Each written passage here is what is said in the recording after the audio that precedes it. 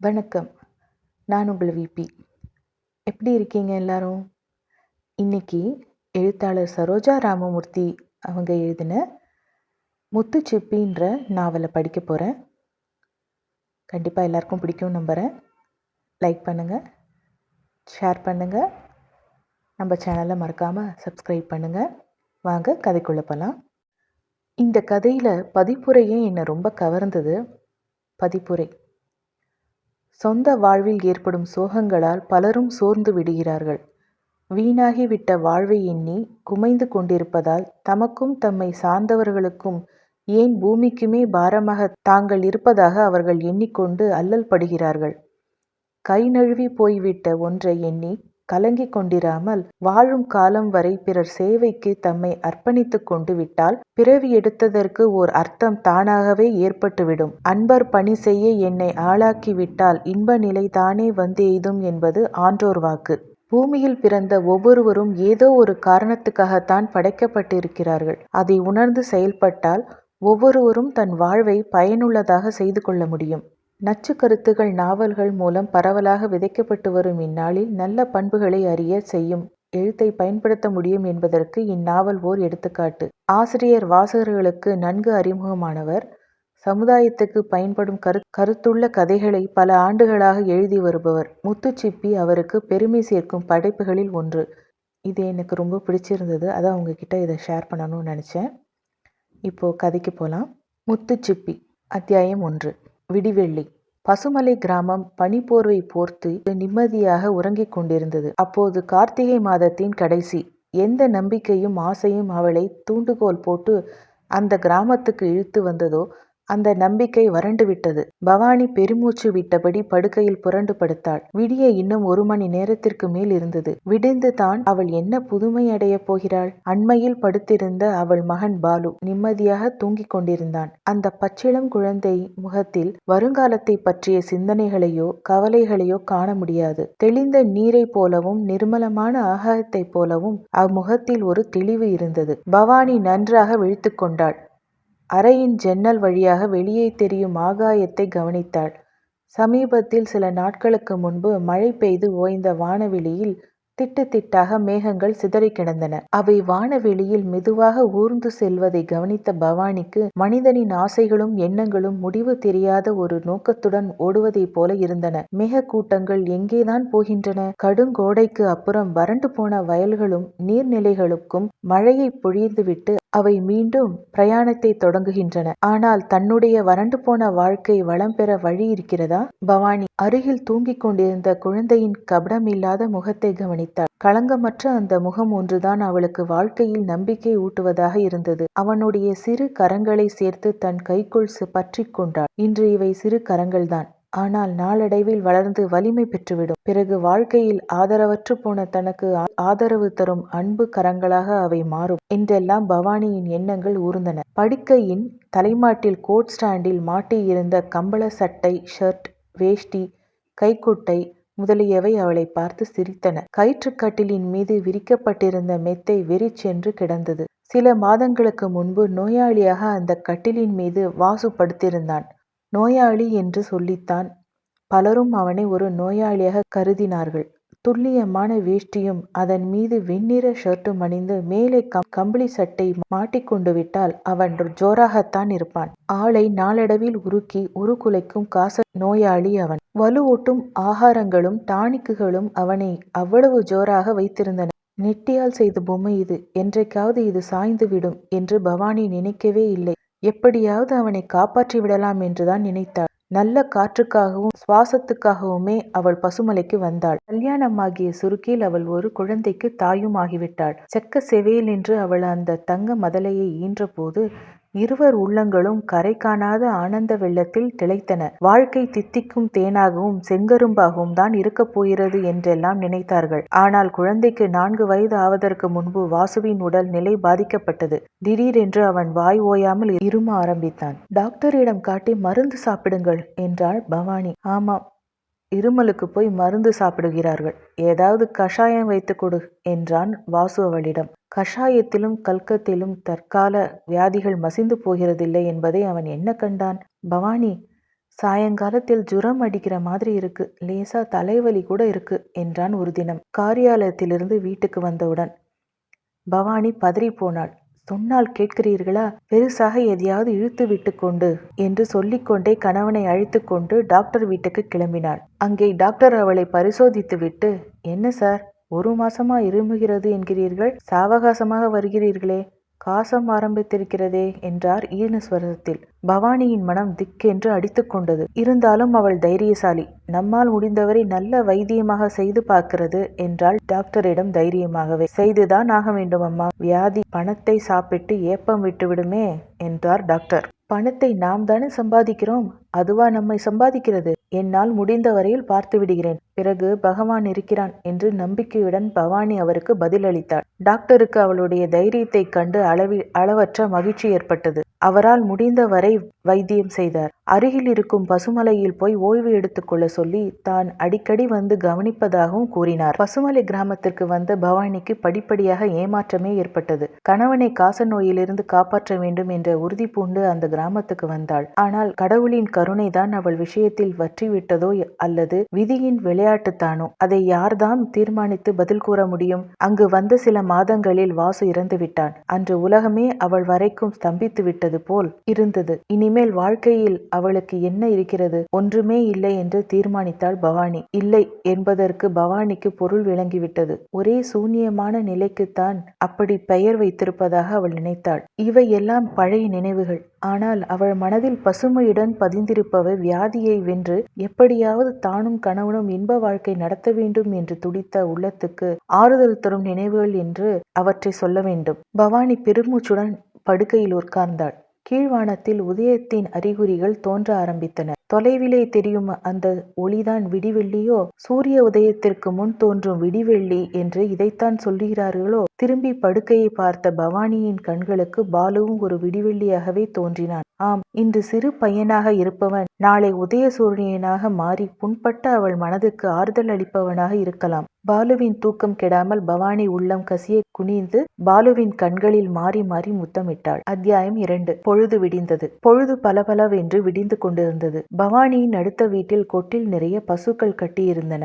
அன்று வெள்ளிக்கிழமையாதலால் அந்த வீட்டு அம்மாள் பசுக்களுக்கு மஞ்சள் பூசி குங்குமமிட்டு கொண்டிருந்தாள். இங்கொன்றும் அங்கொன்றுமாக நரைத்திருந்த கூந்தலை அள்ளி முடிச்சிட்டு பசேல் என்று மஞ்சள் பூசியிருந்தாள். எழுந்தவுடன் மகாலட்சுமி போல விளங்கும் அடுத்த வீட்டு பார்வதியை பார்த்ததும் பவானியின் மனதுக்கு ஆறுதல் ஏற்பட்டது. 45 வயதுக்கு மேலாகியும் பார்வதியின் தோற்றத்தில் ஒருவித தனி கவர்ச்சி இருந்தது. அவளுடைய கணவர் கல்யாணராமன் அடிக்கடி அவளை பார்த்து கேட்பது வழக்கம். நீ இப்படி சின்ன பெண் மாதிரி மல்கோவா மாம்பழம் மாதிரி இருக்கியே, அதுக்கு என்ன ரகசியம்? ஏதாவது காயக்கல்பம் செய்து கொண்டாயா? சாப்பாடு கூட ஒருவேளை தானே சாப்பிடுகிறாய்? ஆமா, காயக்கல்பமும் காயாத கல்பமும் எனக்கு எதற்கு? நீங்களாவது சாப்பிடுவீர்கள். இவளுக்குத்தான் குழந்தை இல்லையே, இன்னொரு தரம் கல்யாணம் செய்து கொள்ளலாமா என்று உங்களுக்கு சபலம் இருக்கலாம் என்று பார்வதி சிரித்து கொண்டே கூறுவாள். இன்னொரு கல்யாணமா? உன்னை விட்டா? என்று அவர் அகமும் முகமும் மலர சொல்வதை பவானி தன் வீட்டு சமையலறையிலிருந்து எத்தனையோ முறை கேட்டிருக்கிறாள். அவர்களுடைய தாம்பத்திய வாழ்க்கையில் இருந்த நேசபாவத்தை நினைத்தவுடன் அவளுக்கு தற்கால விவாகரத்து சட்டங்களும் ஜீவனாம்ச வழக்குகளும் ஒரு கேலிக்கூத்தாகவே தோன்றின. அன்று காலையில் எழுந்தவுடன் பார்வதியை பார்த்ததும் பவானியின் மனதுக்கு ஆறுதல் ஏற்பட்டது. 2 வீடுகளுக்கும் இடையே ஒரு காரை சுவர்தான் இருந்தது. 2 அடி உயரத்தில் இருந்த அந்த சுவர் இருப்பதும் ஒன்றுதான், இல்லாமல் இருப்பதும் ஒன்றுதான். சுவருக்கு அடுத்தாற் போல பார்வதியின் வீட்டில் ஒரு பவழமல்லி மரம் இருந்தது. அதன் கிளைகள் பவானியின் வீட்டு பக்கமாக சாய்ந்திருந்தன. அதில் மலரும் மலர்கள் யாவும் பவானியின் வீட்டில் உதிர்ந்திருக்கும். இந்த அதிசயத்தை பார்த்தாயா பவானி? தினமும் 2 வேளை தண்ணீர் ஊற்றி வளர்ப்பவளை மறந்துவிட்டு இந்த மரம் உன் வீட்டில் பூவாக கொட்டுகிறதே. சொல்லிக்கொண்டு பார்வதி பவானியை பார்த்து சிரித்தாள். அதுதான் உலக வழக்கம் என்று பவானி விரக்தியாக பதிலளித்துவிட்டு கீழே உதிர்ந்திருந்த மலர்களை பொறுக்கி பாத்திரத்தில் நிரப்பி பார்வதியிடம் கொடுத்தாள். இதற்குள் கொட்டிலில் கட்டியிருந்த பசுமாட்டை கறந்துவிட்டு பால் சொம்பை எடுத்துக்கொண்டு வெளியே வந்தார் பார்வதியின் கணவர் கல்யாணராமன். சுவருக்கு அந்தாண்டை நிற்கும் பவானியை பார்த்ததும் அவர், உள்ளே போய் ஒரு டம்ளர் கொண்டு வாமா, குழந்தைக்கு பால் தருகிறேன் என்றார். பவானியின் மகன் பாலுவிடம் அவருக்கு அலாதி அன்பு. சின்னஞ்சிறு வயதில் தன்னந்தனியாக வாழ துணிந்து விட்ட பவானியிடம் அவருக்கு மதிப்பும் வாஞ்சையும் ஏற்பட்டிருந்தன. பவானி சிறிது நேரம் தயங்கி நின்றாள். பிறகு தயக்கத்துடன் உள்ளே சென்று பாலுவுக்காக டம்ளர் எடுத்து வந்தாள். நேற்று முன்தினம் வீட்டில் பால் இல்லை என்று குழந்தைக்கு நீ ஒன்றுமே தரவில்லையாமே என்று கேட்டுக்கொண்டே அவர் சொம்பிலிருந்த பாலை தம்பளரில் ஊற்றினார். பிறகு அவளை பார்த்து, உனக்கு தேவைப்படுகிற பாலை நான் கொடுத்து விடுகிறேன் அம்மா, நீ விலை ஒன்றும் கொடுக்க வேண்டாம் என்றார். பவானிக்கு அவரை பார்த்து எதிர்த்து ஏதாவது சொல்லவே தயக்கமாக இருந்தது. பால் நான் தான் கொடுப்பேன், நீ வாங்கிக் கொள்ளத்தான் வேண்டும் என்ற தோரணையில் அல்லவா பேசுகிறார். அவரிடம் போய் எப்படி வேண்டாம் என்று சொல்வது என்று நினைத்தாள் பவானி. இருந்தாலும் அவளுக்கு சுயகௌரவம் அதிகம். பிறத்தாருடைய தயவில் அவள் வாழ விரும்பவில்லை. அன்றே அவள் கணவன் இறந்து போன தினமே வருந்தி வருந்தி அழைத்த அவள் தமையனுடன் சென்னைக்கு போயிருக்கலாம். ஆகவே பவானி வினயமாக கல்யாணராமனை பார்த்தாள். பிறகு தயக்கத்துடன், மாமா, காசில்லாமல் வெறுமனே இதை வாங்கிக் கொள்ள என் மனம் ஒப்பவில்லை. ஊரிலே மற்றவர்களும் ஏதாவது வம்பு பேசுவார்கள் என்றாள். கல்யாணராமன் பவானியை விழித்து பார்த்தார். பூ, பிரமாதம்! ஊரிலே 4 பேர் 4 விதமா பேசுவார்கள் என்றுதானே உனக்கு பயம் அம்மா? உனக்கு என்னை பற்றியோ என் மனசை பற்றியோ சந்தேகம் ஒன்றுமில்லையே? அப்படி இல்லை என்றால் பேசாமல் பாலை வாங்கிக்கொள். கல்யாணராமன் வெள்ளை மனம் படைத்தவர். வடக்கே நல்ல வேலையிலிருந்து ஓய்வு பெற்றுக்கொண்டு சொந்த கிராமத்தில் வீடு வாங்கி கொண்டு வந்துவிட்டார். அவர்களுடையது என்று சொல்ல வீடும் நிலப்புலன்களும் மாடும் கன்றும் இருந்தன. ஆனால் ஒரு குழந்தை இல்லை.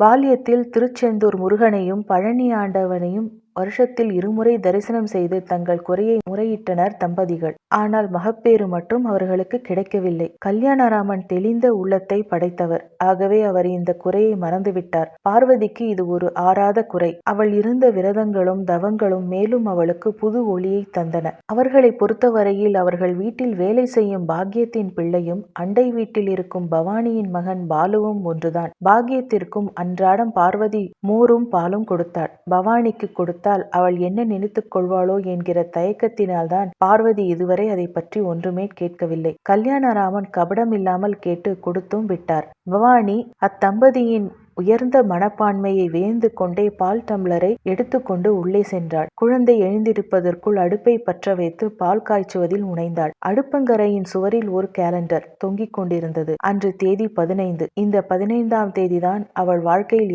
எத்தகைய மாறுதல்களை சிருஷ்டித்து விட்டது. அவள் பார்வைக்கு எதிராக கொட்டையான எண்ணில் அது அவளை பார்த்து சிரித்தது. சரியாக 2 வருடங்களுக்கு முன்பு இந்த 15ஆம் தேதிதான் அவளையும் அவள் கணவனையும் இந்த உலகத்தில் நிரந்தரமாக பிரித்த நாள். இந்த சனியன் பிடித்த என் கண் முன்னால் தெரியவே பவானி அவசரத்துடன் எழுந்து சர்ரென்று அந்த தாளை கிழித்து எரியும் கும்மட்டியில் போட்டாள். அத்தியாயம் 3.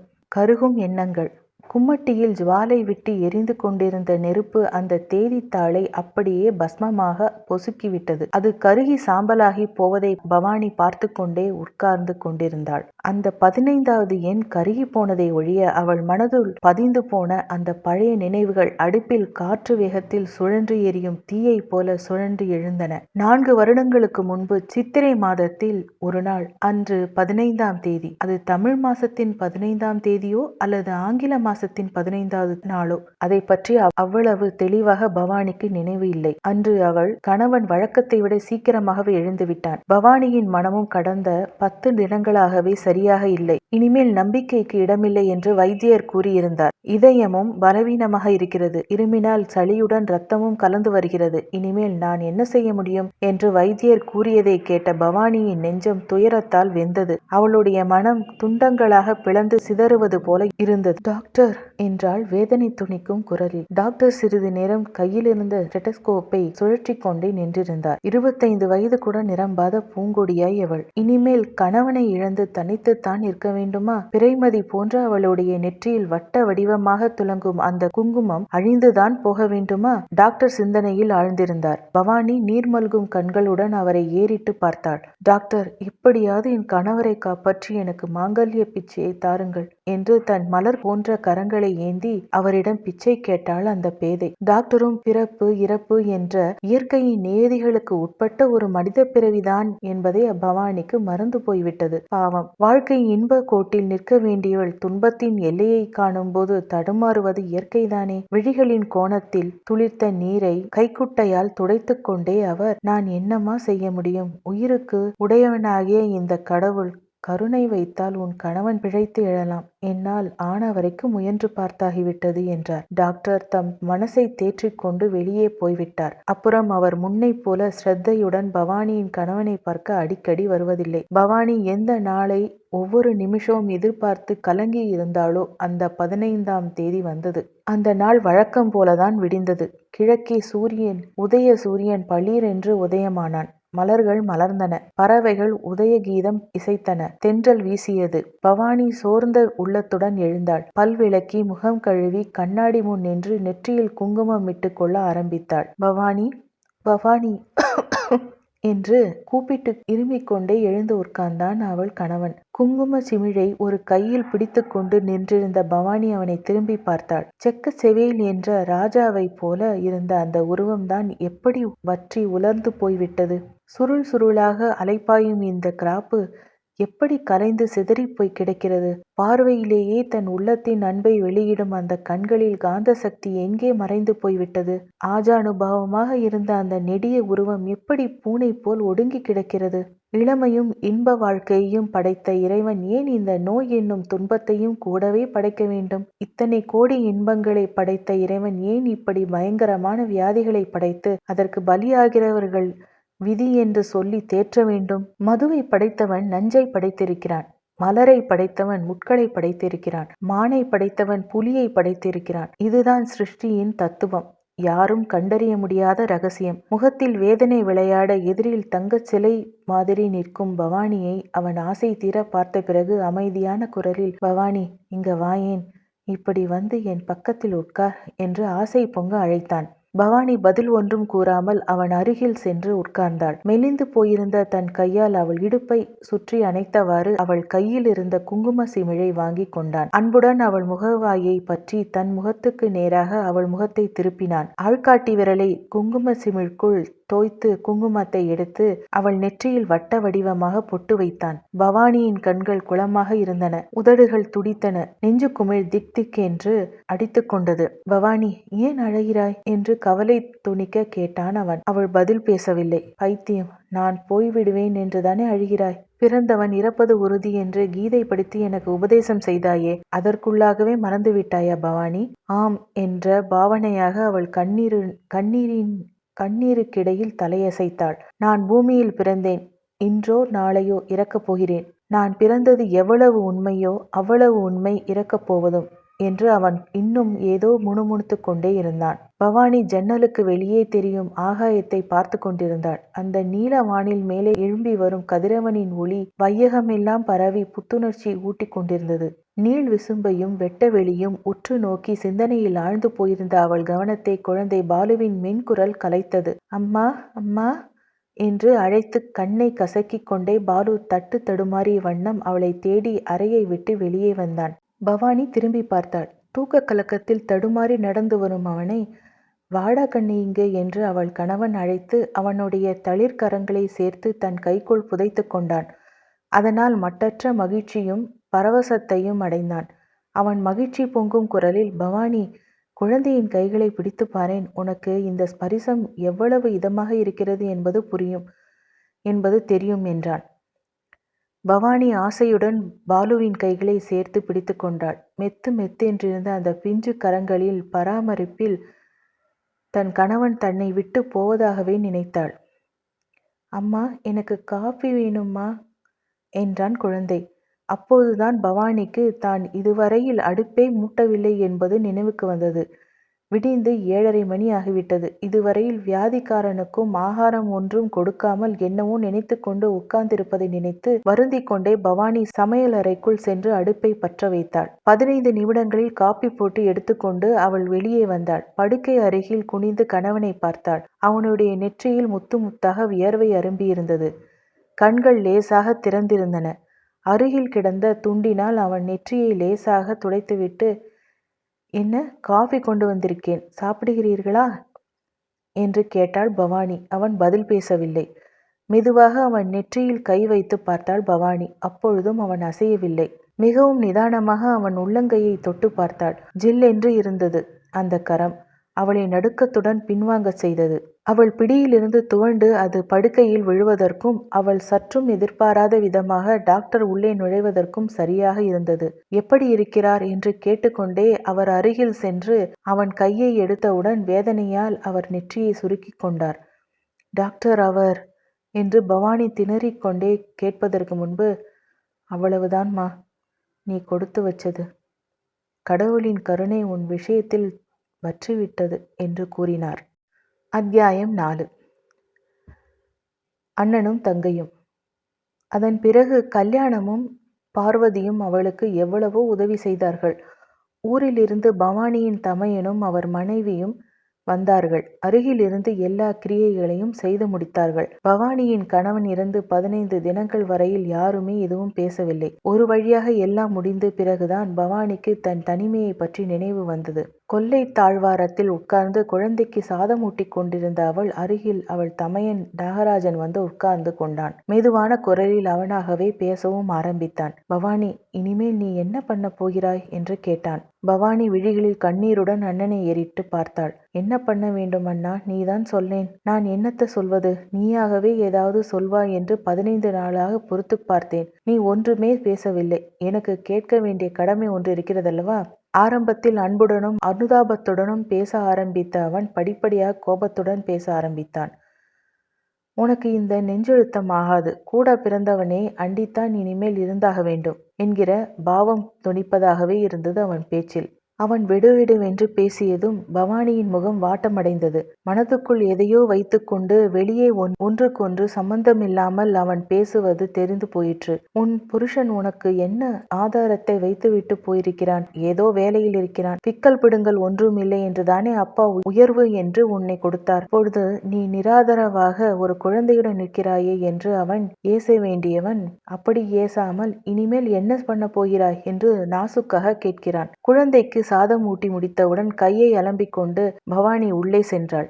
பீரோவை திறந்து அவளுக்காக அவள் கணவன் வைத்துவிட்டு போன ஆதாரத்தை எடுத்து வந்து அவன் கையில் கொடுத்தாள். இது ஒரு இன்சூரன்ஸ் பாலிசி. 3000 ரூபாய்க்கு இன்சூர் செய்யப்பட்டிருந்தது. வேற எந்தவிதமான ஆதாரத்தையும் நம்பி அவள் இருக்க முடியாது. 25 வயது நிரம்பிய பவானியின் வாழ்க்கைக்கு அந்த 3000 ஒரு ஆதரவா என்ன? அவளும் அவள் குழந்தையும் அதை வைத்துக் கொண்டு சாப்பிட்டாக வேண்டும். பாலு பெரியவனாகிவிட்டால் இந்த 3000 ரூபாயிலிருந்து அவனை படிக்க வைத்தாக வேண்டும். வாழ்க்கையில் அன்றாட தேவைகளே அநேகம். ஒரு மாசத்தில் 3000 ரூபாய் சம்பாதிக்கிறவர்களும் உண்டு. அதை ஒரு வருஷத்தில் சம்பாதிக்கிறவர்களும் உண்டு. ஏதோ ஒரு சமயம் என்றால் இருக்கட்டும் என்று எண்ணிய பவானியின் கணவன் 3000 ரூபாய்க்கு பாலிசி எடுத்துக்கொண்டான். மனைவிக்கும் குழந்தைக்கும் அதுதான் ஆதாரமாக அமையப் போகிறது என்று அவன் கனவிலும் நினைத்தவனல்ல. கணவன் 3000 சேமித்து வைத்திருப்பதே பவானிக்கு தெரியாது. மாத சம்பளம் 120 ரூபாய் வந்தது. அதில் 100 ரூபாய் குடும்ப செலவுக்கு கணவன் அவளிடம் கொடுத்து விடுவான். மீதி 20 ரூபாய் அவன் என்ன செய்கிறான் என்பதை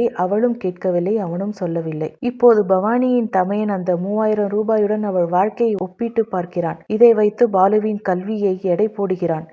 இது ஒரு பிரமாதமா? பணம் என்று மதிப்பு வைக்காமல் செலவு செய்தால் 3 நாளில் தீர்த்து விடலாம். மதிப்புடன் செலவு செய்தால் 3 வருஷங்களுக்கு காணாது. பிறகு என்று அவன் சிந்தனை செல்வதாகவே பவானி நினைத்தாள். தலையை குனிந்து நிற்கும் தங்கையையும் அவள் கையில் இருந்த பாலிசியை மாறி மாறி பார்த்த வண்ணம் நாகராஜன் ஏதோ யோசனையில் ஆழ்ந்திருந்தான். பிறகு ஏதோ நினைத்து கொண்டவன் போல, ஆமாம், நீ இதை வைத்துக்கொண்டு என்ன செய்ய போகிறாய் என்று கேட்டான். பவானி பரிதாபமாக சிரித்தாள். என்னை போய் கேட்கிறேயே அண்ணா, உனக்கு எப்படி தோன்றுகிறதோ அப்படி செய்யேன். நான் என்னத்த கண்டேன் உலகத்தில் என்று பதிலளித்தாள். சரி, பாலிசியை பற்றி கம்பெனிக்கு எழுதி பணத்தை ஏற்பாடு செய்தாக வேண்டும். நீ என்ன செய்ய போகிறாய் என்று கேட்டான். பவானிக்கு முதல் கேள்விக்கு விடை கூறுவதற்கு கஷ்டமாக இல்லை. ஆனால் 2வது கேள்விக்கு பதில் அளிக்க தயக்கமாக இருந்தது. நிலத்திலே கோடுகள் வரைந்து கொண்டு உட்கார்ந்திருந்தாள் அவள். அவள் மனதில் எவ்வளவோ எண்ணங்கள் எழுந்தன. சென்னை கோடம்பாக்கத்தில் இருக்கும் அண்ணாவின் பிரம்மாண்டமான இல்லம், பணத்தின் பெருமையிலும் வாழ்க்கையின் நிறைவிலும் பூரித்து நிற்கும் மன்னி கோமதி, அவர்கள் வீட்டுக்கார், வேலையாட்கள், குழந்தை சுமதி, எல்லோரும் அவள் மனக்கண் முன் ஆடி அசைந்து தோன்றினர். இந்த வீட்டில் இவள் யாராக மதிக்கப்படுவாள்? நாகராஜனின் அருமை தங்கையாகவா? மஞ்சளும் குங்குமமாக இருந்தபோது அளித்த மதிப்பை மன்னி கோமதி இப்பொழுதும் இவளுக்கு அளிப்பாளா? யார் கண்டது? 5-6 வருஷங்களுக்கு முன்பு ஒரு தடவை பவானி தமையன் வீட்டுக்கு போயிருந்தாள். கல்யாணமாகி புக்ககத்தில் போய் 6 மாசங்கள் குடித்தனம் பண்ணிவிட்டு வருகிறவள். மனசிலே எத்தனையோ ஆசைகள், விருப்பங்கள், வெறுப்புகள், உணர்ச்சிகள் நிறைந்து இருந்தன. யாரிடமாவது தன் வயசுக்கு ஒத்த பெண்ணிடம் அவைகளை வெளியிட வேண்டும் என்ற எண்ணத்துடன் வந்தாள். கோமதி அவளை விட வயசில் 2 வருஷங்கள் மூத்தவள். அவளும் புதிதாக மணமாகி வந்திருப்பவள்தான். இருவரும் மனம் விட்டு எவ்வளவோ அந்தரங்கமாக பேசியிருக்கலாம். பவானி வீட்டுக்குள் நுழைந்ததும் ஹாலில் சற்று நின்று அவளை பார்த்துவிட்டு விறுவிறுவென்று உள்ளே போய்விட்டாள் கோமதி. அவள் சுபாவம் அப்படி. கோமு, கோமு, இதோ பார், யார் வந்திருக்கிறார்கள் என்று நாகராஜன் அவளை பல முறைகள் அழைத்தான். கோமதி அடுப்பங்கரையிலிருந்து வெளியே வந்தாள். நான் தான் பவானி வந்ததை அப்போதே பார்த்தேனே, இதற்கு போய் இவ்வளவு அமர்க்களம் பண்ணுவானேன் என்று சுள் கொட்டினாள் கோமதி. அத்தியாயம் 5. அழைப்பு. எண்ணங்களும் சிந்தனைகளும் முடிவில்லாமல் ஏற்படும் போது நாம் நம்மையே மறந்து விடுகிறோம். பவானி இவ்விதம்தான் தன்னையே மறந்த நிலையில் நின்றிருந்தாள். மனதுக்கு வேகம் அதிகம் என்று சொல்வார்கள். நுங்கும் நுரையுமாக கொப்பளித்து சுழன்று ஓடும் காற்றாற்றை விட எண்ணங்களுக்கு வேகம் அதிகம். வாயு வேகத்தை விட மனோவேகம் வலிமை வாய்ந்தது. பவானி ஒரு கன காலத்தில் கடந்து போன நாட்களை நினைவுபடுத்தி கொண்டு அவை எழுப்பும் எண்ண சூழலில் சிக்கி தவித்தாள். வில்லை போல் வளைந்து நெற்றிக்கே ஒரு சோபையை தரும் புருவங்களை சுழித்து அவள் யோசனையில் ஆழ்ந்திருந்தாள். அழகிய நீண்ட அவள் கண்கள் எங்கோ சூனியத்தை வெறித்து பார்த்து கொண்டிருந்தன. நாகராஜன் சிறிது நேரம் அவளையே பார்த்து கொண்டிருந்தான். பிறகு அமைதியான குரலில், பவானி, இனிமே நீ என்ன செய்ய போகிறாய் என்பதை தெரிந்து கொள்ள வேண்டியது என் கடமை அல்லவா? உன்னை பல முறை கேட்டும் நீ பேசாமல் இருக்கிறாயே என்றான். பவானியின் கண்களில் கண்ணீர் நிறைந்திருந்தது. அண்ணா, உன்னுடன் என்னை வரும்படி கூப்பிடுகிறாய், அவ்வளவுதானே? என்றைக்கும் ஒருவருடைய ஆதரவின் கீழ்தான் நான் வாழ வேண்டும். இவை எல்லாம் எனக்கு தெரியும். இருந்தாலும் அண்ணா என்று சொல்லி முடிக்காமல் தேம்பி கண்ணீர் வடித்தாள். தமையன் வாஞ்சையுடன் அவள் அருகில் வந்து நின்றான். ஆதூரத்துடன் அவள் கண்ணீரை தன் கையால் துடைத்தான். அசடே, என் வீட்டில் உனக்கு சாப்பிட சாதம் இல்லாமலா போய்விட்டது? எதையோ நினைத்து கொண்டு வருந்துகிறாயே, பேசாமல் குழந்தையை அழைத்து கொண்டு என்னோட புறப்படு அம்மா என்று அழைத்தான். கூட்டத்திலே கோமதி உட்கார்ந்திருந்தாள். கொல்லையில் அண்ணனுக்கும் தங்கைக்கும் இடையே நடக்கும் பேச்சுக்களை கேட்டுக்கொண்டுதான் இருந்தாள். அவளுக்கு கல்யாணமானதிலிருந்து தனியாகவே சுதந்திரமாகவே இருந்து வந்தவள். வீட்டுக்கு எஜமானி என்கிற எண்ணம் அவளுக்கு வளர்ந்து போயிருந்தது. இந்த வீட்டில் இன்னொருவர் சுதந்திரமாக வந்து தங்க வேண்டும் என்பதை அவள் விரும்பாதவள். தன்னுடைய புருஷனையும் குழந்தை சுமதியையும் தன்னையும் தவிர அவளுக்கு வேறு ஒருவருமே தேவையில்லாமல் இருந்தது. செழித்து வளர வேண்டிய கொழுந்து கொம்பிலிருந்து பிடுங்கி தரையில் எரிந்து மாதிரி பூங்கொடியாகிய பவானியை பற்றி அவள் என்ன நினைத்தாள்? நாத்திக்கும் மதனிக்கும் என்றும் ஒத்துக்கொள்ளாது என்று நினைத்து அதற்கேற்ப கதைகளையும் சம்பவங்களையும் கேட்டும் படித்தும் அந்த எண்ணத்திலேயே ஊறி போயிருப்பவர்கள்தான் நாம். நாத்தி என்ன பூவும் மனவுமாகவா அவள் இல்லத்தை நாடி வந்திருக்கிறாள்? அவள் எதிரில் ஒரு புது புடவை உடுத்த முடியுமா? அவள் பார்த்து கோமதி கணவனுடன் பேசி மகிழ முடியுமா? அவள் விடும் பெருமூச்சு நெருப்பை விட அதிகமாக சுட்டு பொசுக்கி விடுமே என்றெல்லாம் கோமதி நினைத்தாள். இவருக்கு என்ன, வா என்று சுலபமாக கூப்பிட்டு விடுகிறார். வீட்டிலே அனுபவிக்கப் போகிறவள் நான் தானே. காலையில் கம்பெனிக்கு போனால் இரவு 8 மணிக்கு வீடு திரும்பும் இவருக்கு வீட்டில் நடப்பவை பற்றி என்ன தெரிய போகிறது? கோமதி இவ்விதம் எண்ணமிட்டபடி ஊஞ்சலில் உட்கார்ந்து மெதுவாக ஆடிக்கொண்டிருந்தாள். எப்படியோ போகட்டும், அவர் கூப்பிட்டு பவானி வந்தால் அழைத்துத்தான் போயாக வேண்டும். அண்ணன் வீட்டை பற்றிய பாத்தியதை மன்னிக்கும் உண்டு என்பதை பவானி மறந்து விடுவாளா என்ன என்று மேலும் சிந்தனையில் ஆழ்ந்திருந்தாள் கோமதி. அப்பொழுது கொல்லையிலிருந்து பவானியின் குரல் தெளிவாக கேட்டது. இப்பொழுது அங்கே வருவதற்கு என்ன அவசரம் அண்ணா? போக போக பார்த்து கொள்ளலாம். கொஞ்ச காலம் அவர் இருந்த இடத்திலே நான் இருக்க ஆசைப்படுகிறேன் என்றாள். நாகராஜன் பதில் ஒன்றும் கூறவில்லை. அவன் உள்ளத்தில் எத்தனையோ கேள்விகளும் பதில்களும் எழுந்தன. அவைகளை அடக்கிக் கொண்டு, அப்படியானால் இந்த 3000 ரூபாய் என்னிடம் இருக்கட்டும். மாசம் உனக்காக 50 ரூபாய் அனுப்பி வைக்கிறேன் பவானி. உனக்கு எப்பொழுது வர வேண்டும் என்று தோன்றுகிறதோ அப்பொழுது வரலாம். உன்னை இதற்கு மேல் தற்செயமே வற்புறுத்த நான் ஆசைப்படவில்லை என்றான். நாகராஜன் அங்கே இருந்து உள்ளே சென்றதும் கூடத்தில் உட்கார்ந்து ஊஞ்சலாடும் மனைவியை கவனித்தான். கொல்லையில் நடந்த இவ்வளவு பேச்சுகளையும் கேட்டுக் கொண்டு இருந்தவள் எழுந்து வந்து ஏதாவது ஒரு வார்த்தை பேசியிருக்க கூடாது? ஒப்புக்காவது பவானியை வா என்று அழைத்திருக்க கூடாதா? மனதில் பொங்கும் கோபத்துடன் அவன் மனைவியை விழித்து பார்த்தான். கோமு, நீ இங்கேயா இருந்தாய் இந்நேரம்? பக்கத்து வீட்டிற்கு போயிருப்பதாக அல்லவா நினைத்தேன். உனக்கும் நம் வீட்டில் நடக்கும் விஷயங்களுக்கும் சம்பந்தம் இல்லை போல அல்லவா நீ பேசாமல் இருந்து விட்டாய் என்று கேட்டான். கோமதியின் உதடுகளில் அலட்சியம் நிரம்பிய புன்னகை நெளிந்தோடியது. அவள் ஒரு மாதிரியாக சிரித்துவிட்டு, நீங்கள்தான் எல்லா ஏற்பாடுகளையும் செய்கிறீர்களே, இடையில் நான் வேறு குறுக்கே புகுந்து ஏதாவது பேச வேண்டுமா என்ன